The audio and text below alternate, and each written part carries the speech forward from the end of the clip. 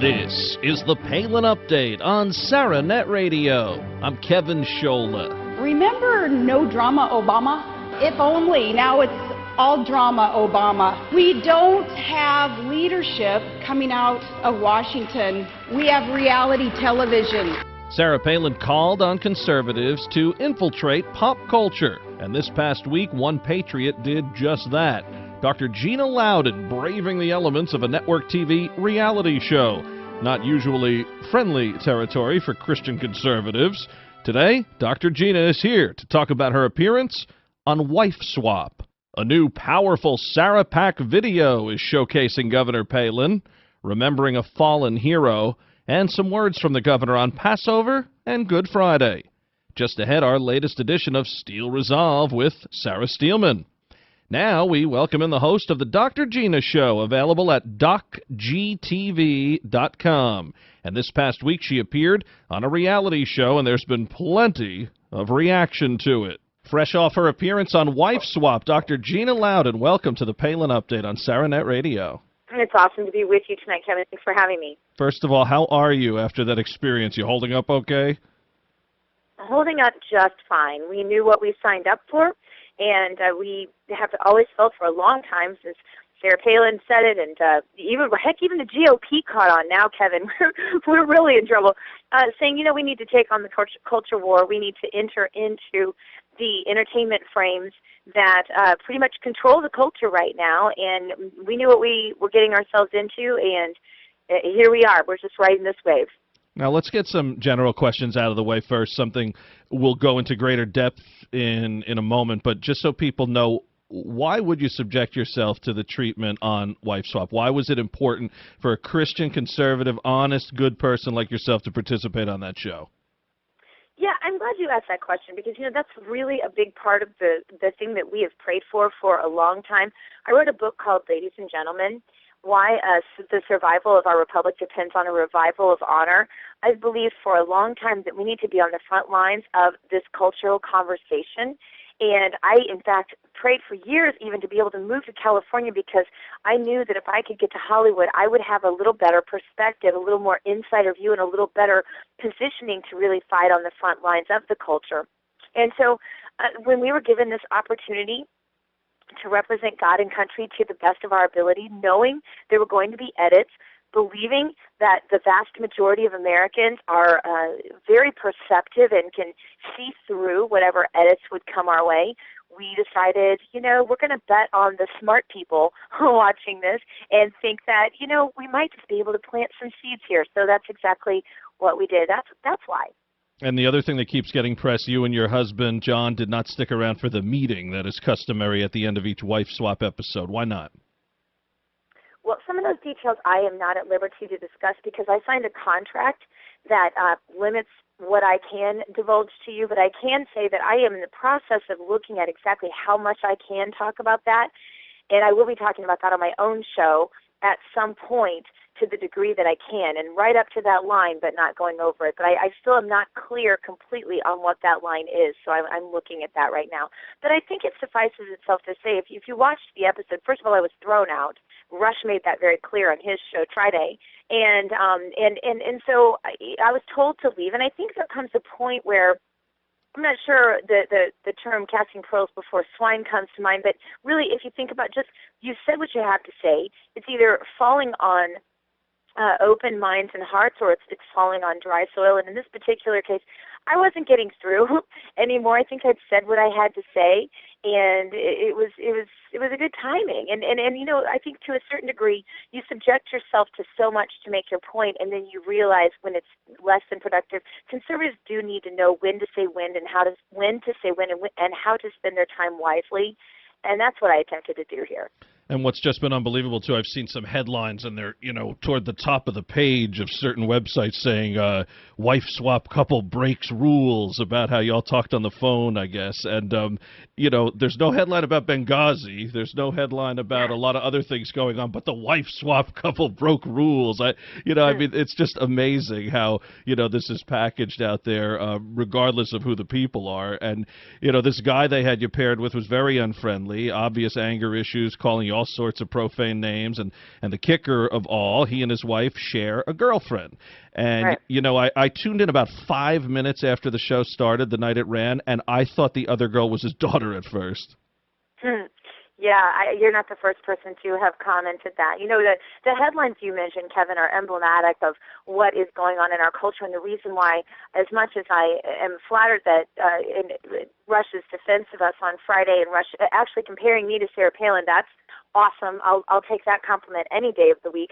I still say I disagree with him on one point, and that is him saying that conservatives shouldn't participate in these entertainment mediums.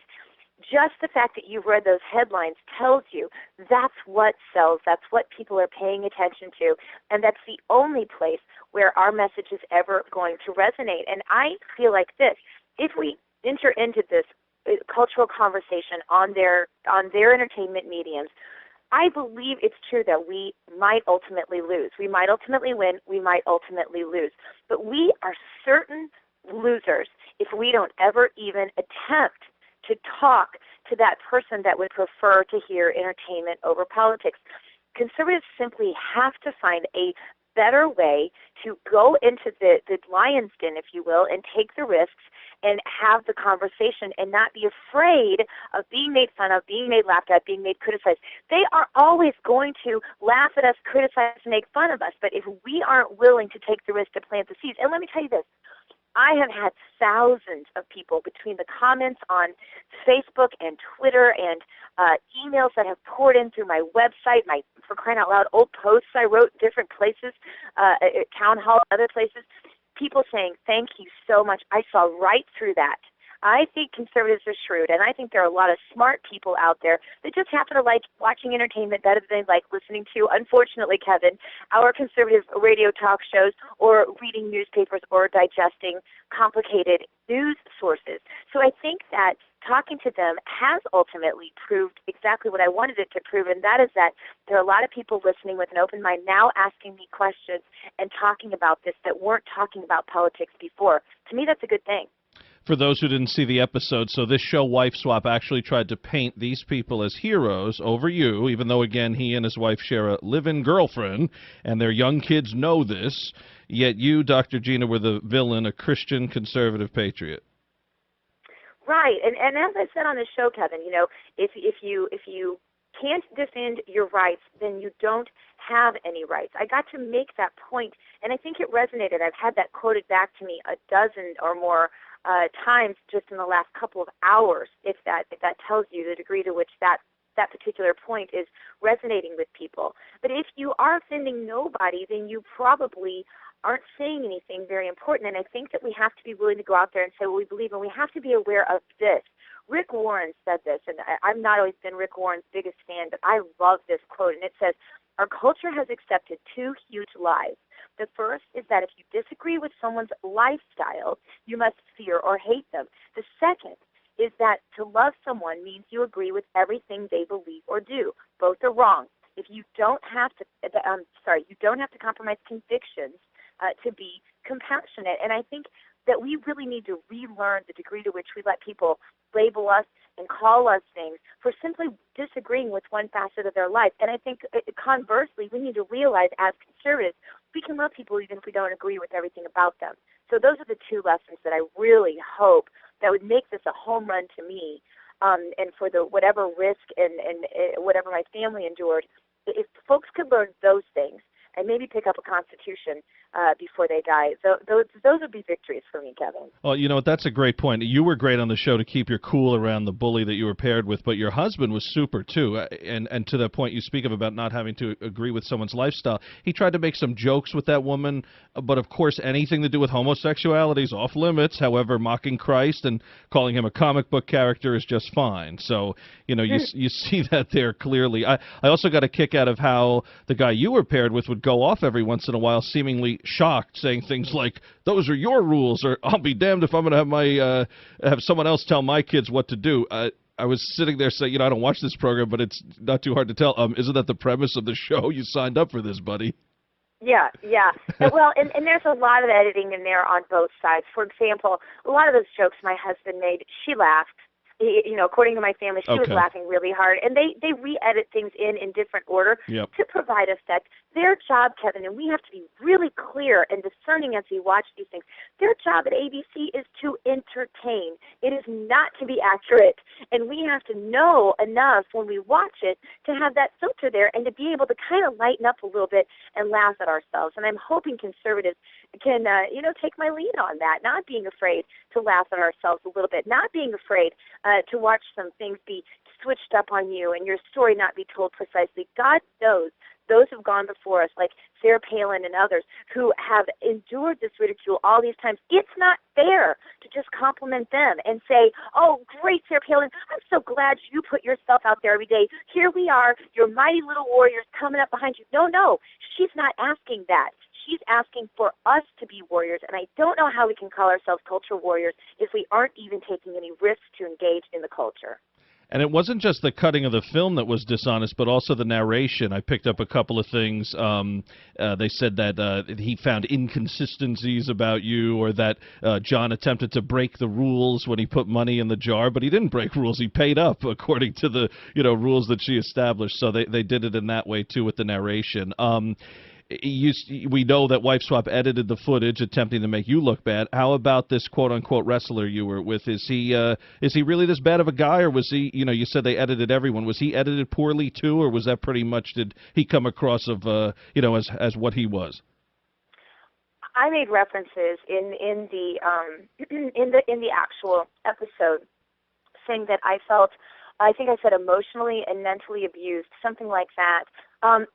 There was definitely a big difference between the way he runs his household and the way my household is run. My husband, who, no matter what you saw portrayed, is one of the most laid-back, easygoing people you could ever want to meet, who helps with the kids, helps with the dishes, helps with chores. He has my kids at baseball right now. It probably should be me, but he went and took them because I was tired. I've had a big, long day, and this is the kind of person that I'm used to dealing with. I was completely thrown. I had no frame of reference for dealing with that sort of situation in a home. So it was a really big departure for me. And the part of the reality TV that is absolutely true is the complete culture clash. And I was in a culture I had never been in. And we don't go out and seek that in our lives. I do seek to meet people that are different than me, but I don't seek to ever go live in a situation that's uncomfortable for myself. No one does that. That part of reality TV is very, very real. Also, the woman that your husband was paired with, she kept telling John to leave politics and religion out of everything. I scratched my head there saying it's kind of impossible for a Christian to leave God out of anything, let alone everything. And then the guy you were with, not knowing the first thing about the Constitution or what we're founded on. It kind of gives you a glimpse into how Obama got two terms. We hear about low information voters. This is a no information guy.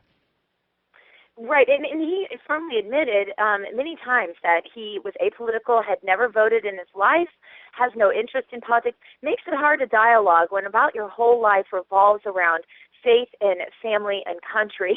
When someone doesn't want to talk about those issues. So that does make it a little bit complicated. I happen to believe differently than him, and he's entitled to his opinion, but I believe when you are here and you are enjoying the freedoms that, by the way, he was enjoying because of this particular Constitution and the teeth it has through the Second Amendment, that it's sort of a citizen's obligation, if you will, to not only be involved and to vote, but then to take part in it and to be able to speak about it in somewhat coherent terms. And so we just have a real different value, and perhaps that's really our greatest difference. It's not so much, what his family structure is or what my family structure is, but more our attitude toward one's obligation to be civically involved. To me, that's a moral foundation for our family. And the faith thing goes without saying.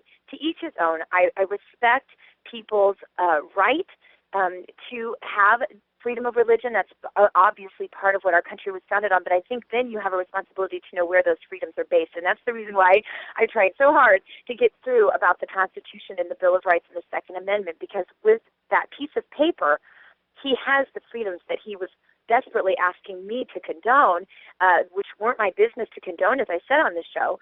But without the Second Amendment, that piece of paper has no teeth. And so I think understanding our Bill of Rights and our Constitution are absolutely critical to really asking anyone's permission to enjoy the freedoms that those things give us. So for me, it was a circular conversation that got old pretty fast, as I think you ultimately saw. I always wondered, watching this, what would have happened if I'd said in their home, all right, no polygamy at all inside your home, where, how I would have been portrayed in the media if I had said that.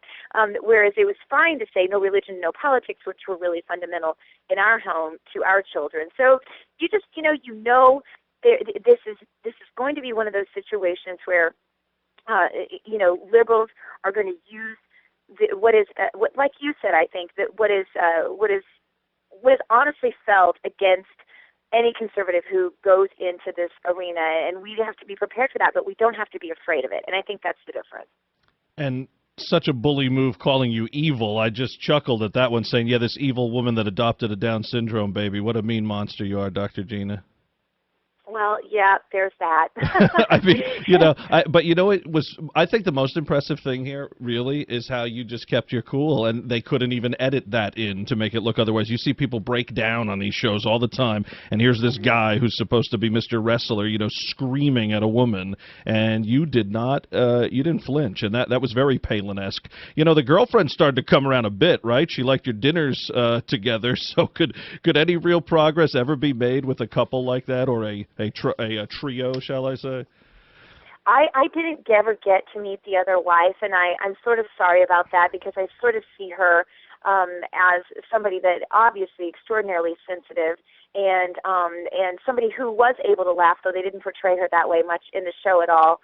And certainly the girlfriend also, a sweet, well-intentioned person with so much potential that I felt maternal to her right away, which I don't know how weird that is in this particular situation to say, but I'm just leveling with you. I really wish those women all the best, and I hope that, it sounds like some changes were made. That's a good thing. You know what? Some changes are always made when lives touch and people communicate, and whether or not that was communicated on ABC, I'm absolutely sure that both families impacted each other in ways that maybe will remain unspoken except between us. One more thing for you. When did gay marriage become the most important issue in the world? The vitriol from these people, if you don't agree, it's sick at this point. Why can't it be accepted that opinions can be different and understand it has nothing to do with discrimination? Yeah, it's funny because every day I talk mostly economic issues on my show. That's mostly what I talk about, economics, science, psychology. That's really what my show is more about. And yet, because I'm a Tea Partier, that's what I was labeled. It could have been talk show host. It could have been a million other things, author, but it was Tea Party activist. That was much juicier and sexier, I guess, in the title. But, I don't know. I figure all of these issues, when it comes down to it, none of them can be really well isolated to be strictly social issues or strictly cultural issues or strictly economic issues. All of these things are interrelated, and every single one of us watching this whole gay marriage debate knows that there are economic implications, and certainly long-term, any issue, even abortion, has long-term economic issues. We fund abortions in this country, and Obamacare forces business to pay for them.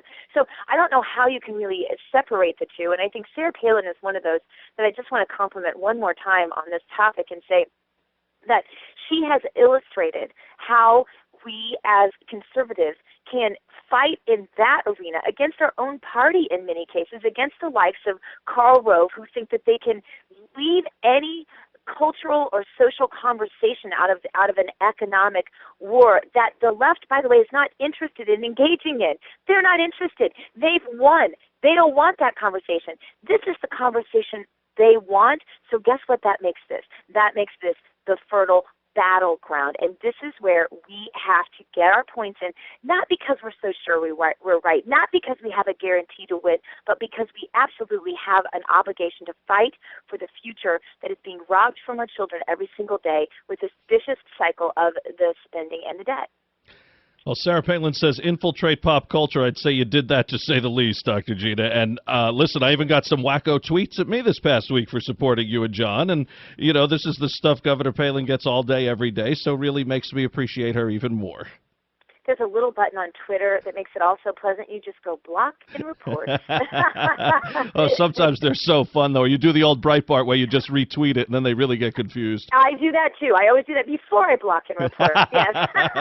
Wonderful. Brett said it well, too. You're right. I was remiss not to mention. He said, can't win the political until we the cultural war, and he's absolutely right.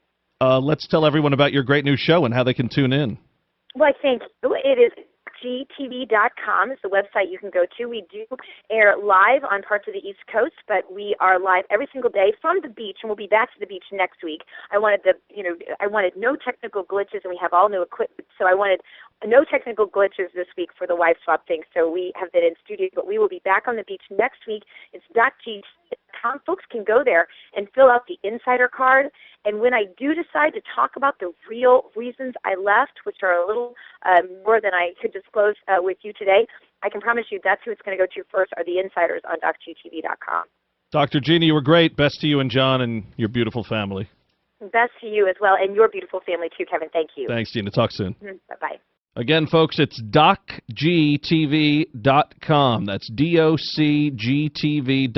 Give Dr. Gina a listen. She's out there on the front lines in this battle for our country each and every day. So are you loaded for bear? Sarah Palin certainly is. You got to see the new Sarah Pack video. Check it out. It's an exciting look ahead at Governor Palin's potential impact on the 2014 election. And it's sure to pump up any Palinista, or any American for that matter. Head to sarahpack.com to see it, or you can access it right at sarahnet.net.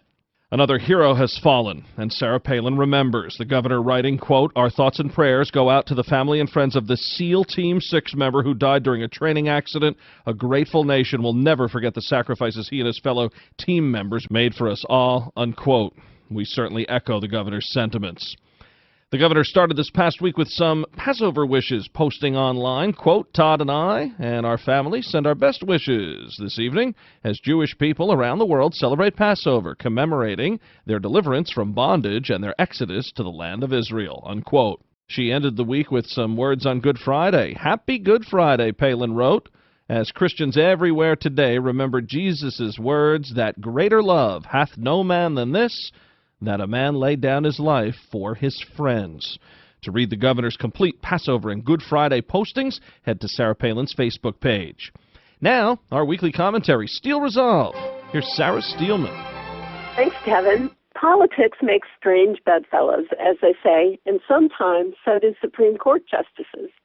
Thankfully, there are conservatives who still believe in protecting our Fourth Amendment rights. The Supreme Court correctly ruled this week that using a drug-sniffing police dog on a suspect's property without a warrant violates the Fourth Amendment's protection against unreasonable searches. Scalia was joined in the majority by Justices Clarence Thomas, Ruth Bader Ginsburg, Sonia Sotomayor, and Elena Kagan. Chief Justice John Roberts and Justices Samuel Alito, Anthony Kennedy, and Stephen Breyer all dissented. The ruling said that there is an expectation of privacy in your home, and police officers can't bring a trained drug-sniffing dog to your front door. They have to obtain a warrant first. When it comes to the Fourth Amendment, the home is first among equals, Justice Scalia wrote. This right would be of little practical value if the state's agents could stand in a home's porch or side garden and trawl for evidence with impunity, which is what the Miami-Dade police force were doing in this case with trained dogs. It is good to see that at least two conservatives, Justice Thomas and Scalia, were not afraid to join with the liberals on the court when it comes to protecting the Bill of Rights. Like I said, sometimes politics or Supreme Court decisions make strange bedfellows. This is Sarah Steelman with SarahNet Radio. Tune in again next week for another segment of Steel Resolve right here on the Palin Update. And don't forget, the Palin Update, including Steel Resolve, is now on demand and available for download, so just head to sarahnetradio.net, pick the show you'd like to hear, and you can listen anywhere, anytime. Well, that'll just about do it for this edition of the Palin Update on SarahNet Radio. Visit sarahnetradio.net for continuing coverage of Governor Palin. Also, follow along on Twitter at SarahNet Radio, at Kevin Schola, and at Sarah_Steelman.